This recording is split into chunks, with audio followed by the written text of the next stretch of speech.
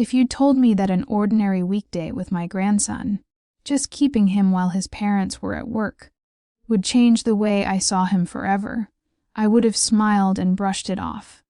I thought I knew Daniel. I thought I knew every crease of his face, every shade of feeling behind his smile. But that day, when he leaned in and breathed a few quiet words into my ear, my whole body went cold. Not from fear, not from anger, from a kind of heartbreak braided with love that I still don't quite know how to name. Before I sink into the rest of this, let me ask you something. You, watching this right now, what city are you in? Tell me in the comments. I always picture your faces scattered across all kinds of places. Maybe New York, maybe Houston, maybe some little town that never makes the news. And somehow, that makes it easier to open my heart and tell this story.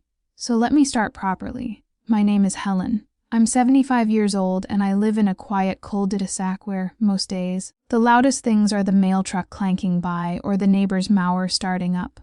My husband, God rest him, passed away 7 years ago, and ever since then, this house has felt a bit too large, a bit too silent, and far too packed with memories. That morning began like so many others. My eyes opened before the sun even thought about rising. At my age, your body has its own alarm clock, and it doesn't negotiate. I padded into the kitchen and made my coffee the same way I always do. 2 sugars, a bit of milk. Then stood at the window over the sink, watching the gray slowly give way to daylight over the yard. Around 8, the phone rang. It was my daughter. "Mom, can Eli stay with you today?" she asked. I could hear traffic and hurried voices in the background, that weekday rush you can almost feel through the line. "We both have to be in the office late, and he doesn't have class till tomorrow." "Of course," I said. "You never have to ask about that.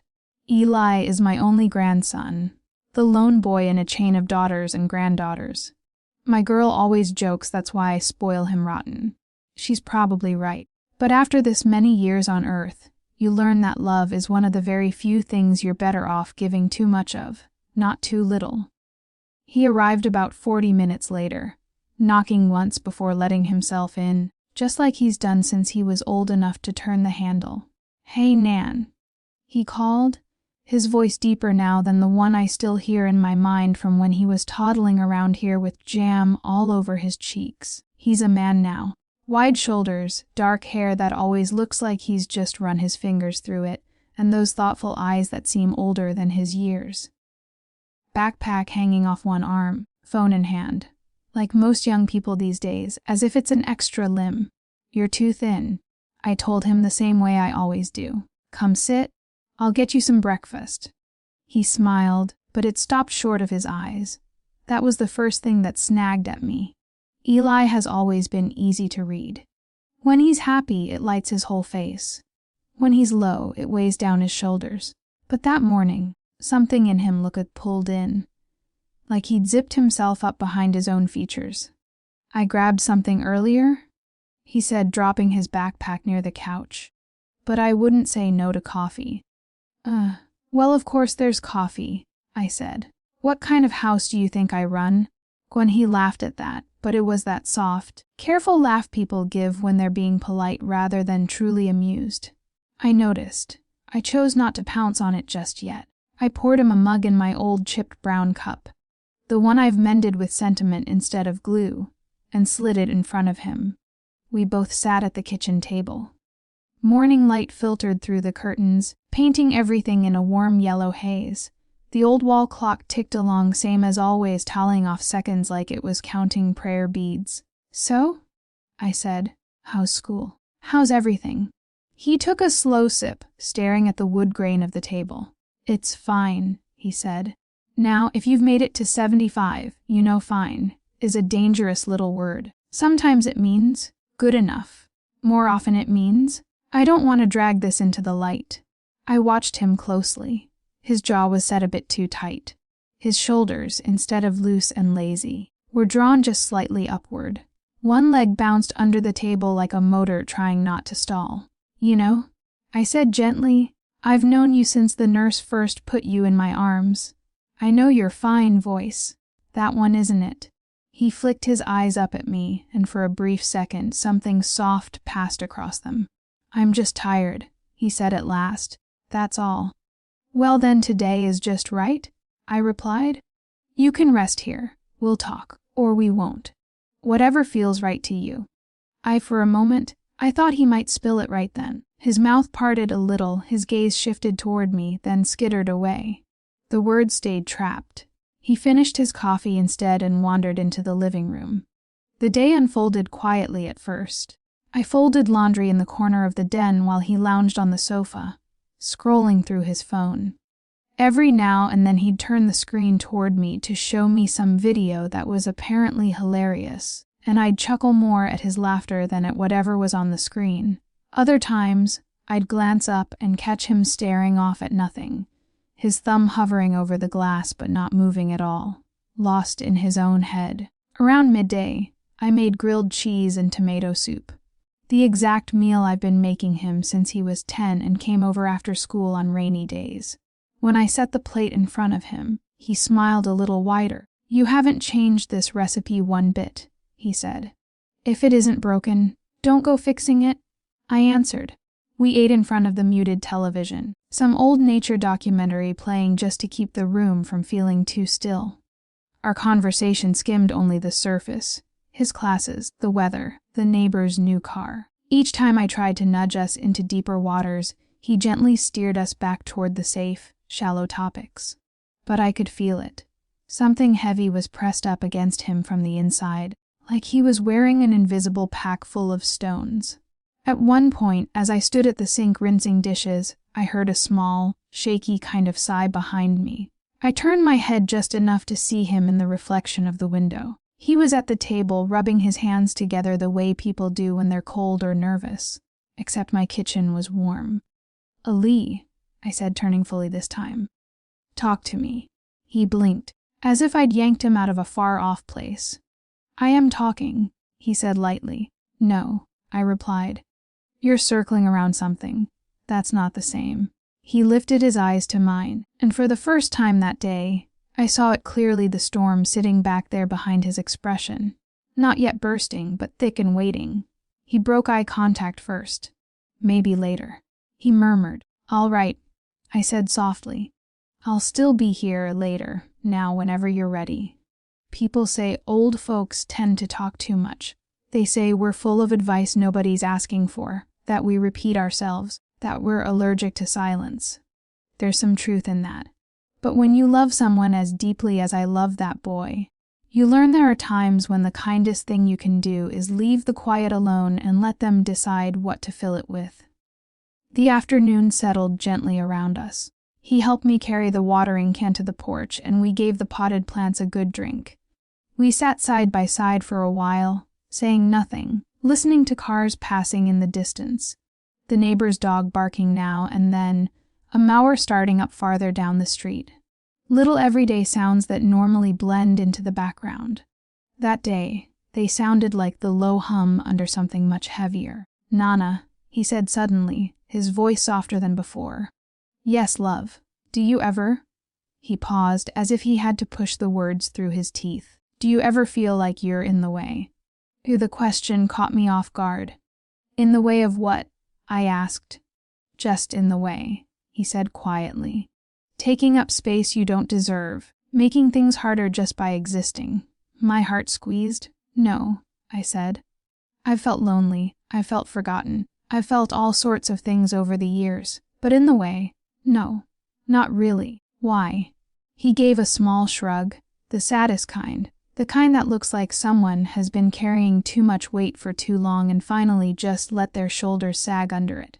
No reason, he muttered. There is always a reason behind a question like that. The hours stretched on.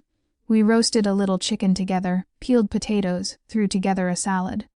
I watched him move around my kitchen, opening the wrong cupboard for plates, joking when he did, trying to keep it light while that shadow followed us from room to room. After dinner, we left the dishes soaking and retreated to the living room. I switched on the small lamp with the yellow shade I've had since before his mother was born, and the house slipped into that kind of evening glow that softens every edge. Come sit, I said, patting the seat beside me. These old bones need some company.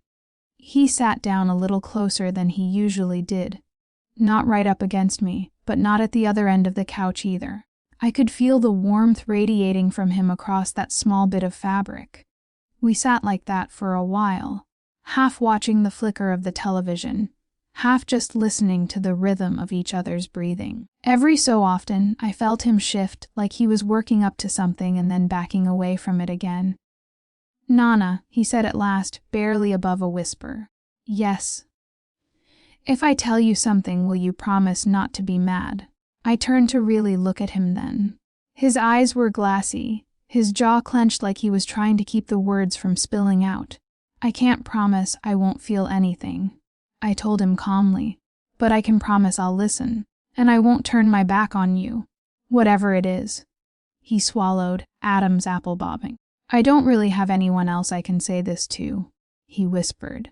That alone was enough to make my chest ache. The idea that this grown boy, surrounded by family and people, felt that alone, it cut deeper than he knew.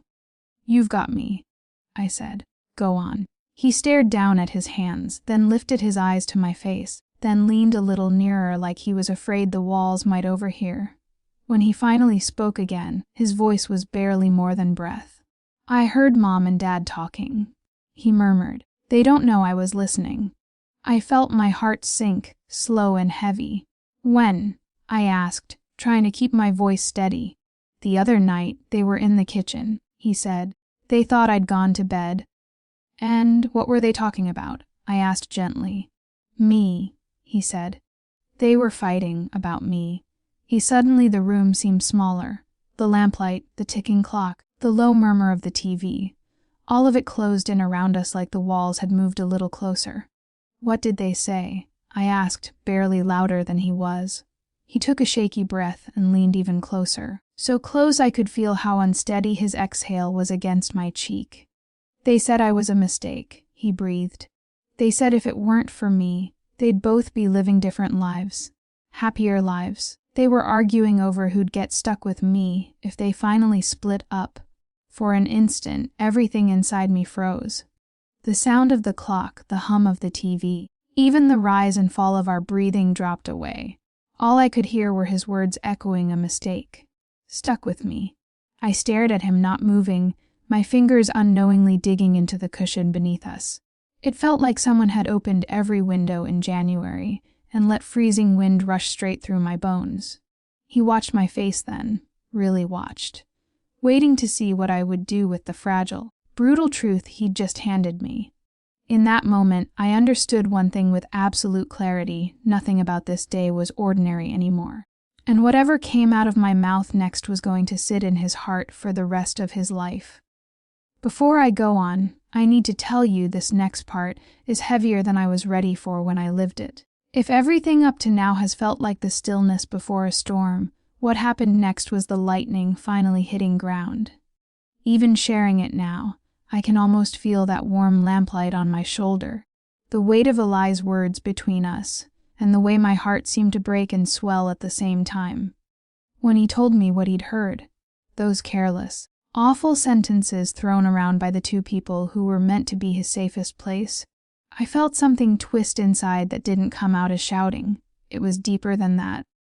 A quiet, deep fury that only a parent or grandparent knows. The kind that sinks into your marrow because someone has hurt your child.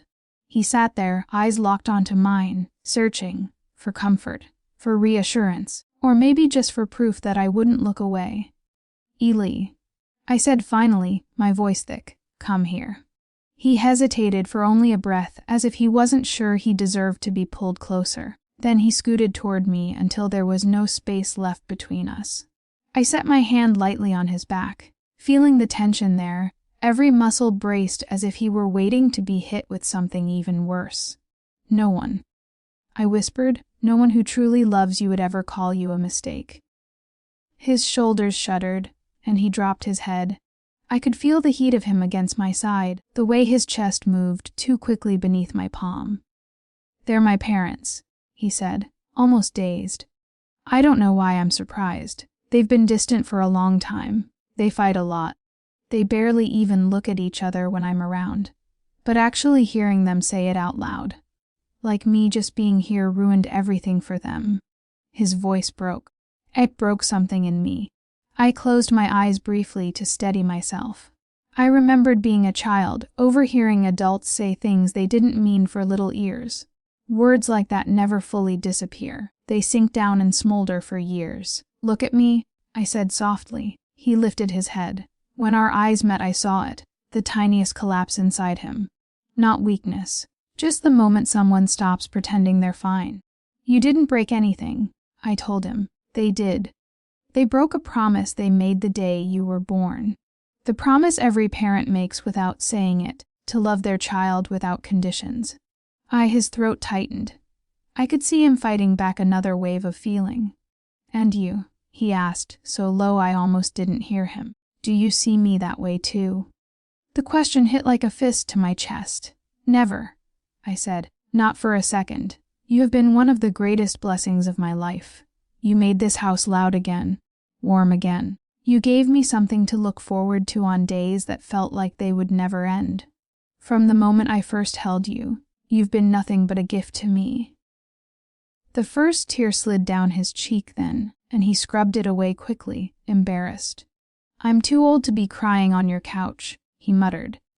A small smile tugged at the corner of my mouth. "You are never too old to cry on the shoulder of someone who loves you," I said. 75 years has taught me that much, at least. He let out a shaky little laugh at that, and I felt some of the tension leave his frame, though not all. Pain that deep doesn't vanish like steam. It lingers, like bruises under the skin where no one else can see. We stayed like that for a while, quiet, close, connected by something beyond blood. Not just grandmother and grandson in that moment, but two people sharing a truth too heavy for either one to hold alone. He leaned back eventually, his shoulder resting against mine. There was a comfort in the contact that didn't need explaining. He wasn't a little boy anymore, but he was still my Eli. And right then, I realized that this might be the most important role I'd ever have left to play. After a long pause, he spoke again. "Nan," he said slowly, as if feeling his way through the sentence. "Sometimes I feel like I'm floating. Like I'm watching my own life instead of living it. Like everything is heavy and I'm walking through water all the time." The words tugged at something old and tender in me. I laid my hand over his, feeling the faint tremor there. "That's not something you should be carrying alone," I said. "I know," he whispered. "I just don't always know who to say it to. I don't want to be a burden." That's not a burden," I told him firmly. "And you are not a burden. You're someone whose pain matters. Someone whose voice deserves to be heard." He sighed then, and I felt his fingers curl just slightly under mine, like he needed that simple human anchor to keep him from drifting too far out into his own dark thoughts. The house was quiet again. Outside, wind brushed against the windows. The lamp cast soft, swaying shadows on the walls. It felt like the whole world had shrunk down to just the two of us on that couch, breathing through this together. "Do you think," he asked after a while, eyes on the floor, "that people can really start over, even if they feel like they've already messed everything up?" "You haven't ruined anything," I said. "You're still young. You're still learning. Life isn't supposed to be simple at your age. And the mistakes your parents are making," I paused, "those do not belong on your shoulders." He let out a long breath. "I just wish they wanted me," he murmured. "They do," I said softly. "But wanting someone and truly valuing them, those are two different things. Their inability to show you your worth doesn't change the fact that you have it." He leaned his head back, eyes closing. For the first time since he'd walked in that morning, his face looked a little less tight, a little more at ease. "Can I stay a while longer?" he asked quietly. "You can stay as long as you like," I said. "This house is yours as much as mine." He moved closer again, not searching for anything inappropriate, just the simple comfort of being near someone who wasn't turning away. I let him rest his head on my shoulder, the way he used to when he was small and worn out from playing in the yard, only now he was broader, heavier, and the weight of his head felt like time itself resting there. We sat like that for what could have been minutes or hours, my hand light on his arm, his breathing gradually finding a calmer rhythm as the heaviness inside him loosened bit by bit. Eventually he spoke again, voice unguarded now. "I didn't know who else to tell," he whispered. "I didn't think anyone would care as much as you would." I swallowed past the sting in my eyes. "You don't have to earn my care," I told him. "You've had it since the day you came into this world." He nodded, and I could almost feel it. The exact moment he let someone else carry the smallest sliver of the weight he'd been holding by himself for too long. It wasn't dramatic. No shouting, no collapsing on the floor, no speeches like the ones in those romance novels my late husband used to tease me about. It was quieter than that, raw, human. A boy on the edge of manhood. A grandmother realizing that maybe her most important work wasn't behind her, but sitting right there beside her on a worn-out couch. As the house sank deeper into night, and the shadows stretched a little longer, he whispered again, this time not with fear, but with something like cautious hope. "Nana, can you just stay here with me a little longer?" I squeezed his hand. "I'm right here," I said. "I'm not going anywhere." Later, after he'd finally drifted off with his head still resting against my shoulder, I stared into the dim room and understood that nothing I could do would erase what he'd heard from his parents. But I could give him this a place where he was chosen, wanted, cherished, without condition. In the days that followed, I gently nudged him toward more help. We talked about him speaking to a counselor at his college, to his doctor, to someone who could walk with him through those heavy thoughts professionally. I told him that asking for help doesn't mean you're weak. It means you're serious about staying. He promised he would try. And slowly I saw changes. Small at first. He called more often, not just when he needed a favor. He stopped dismissing his own feelings with that little word "fine." He started saying things like, "I'm struggling today," or "I'm having a better week." Honest words. Real ones. As for his parents, my daughter and her husband, our conversations weren't easy. I didn't tell them everything Eli had shared. That wasn't my story to hand out. But I did tell my daughter, in no uncertain terms, that words spoken in the kitchen late at night can still hit a child's heart, even when that child is taller than you. We cried. We argued. We sat with some very hard truths. Things did not magically fix themselves overnight. They rarely do. But the awareness was there now. And awareness has a way of changing choices, little by little. One afternoon, a few months later, Eli came by just to sit at my table and drink coffee. No crisis, no collapse, just company. "You know," he said, staring into his mug, "what you told me that night, about not being a mistake, I've replayed it in my head a lot. It's helped more than I know how to say." I reached across the table and squeezed his hand. "You don't have to know how to say it," I told him. "You just have to keep going. Sometimes, that's all any of us can do."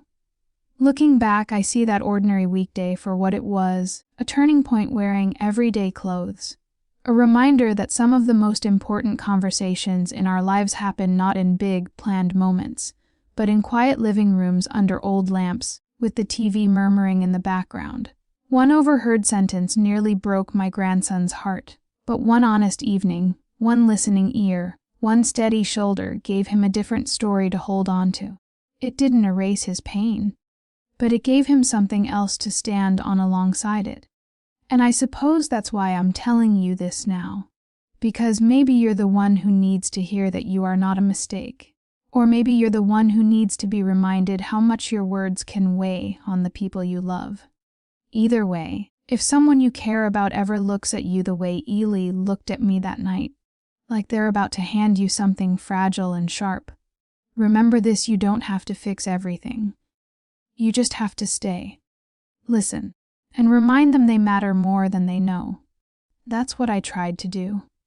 That's what I'll keep doing, for as long as I'm given the chance.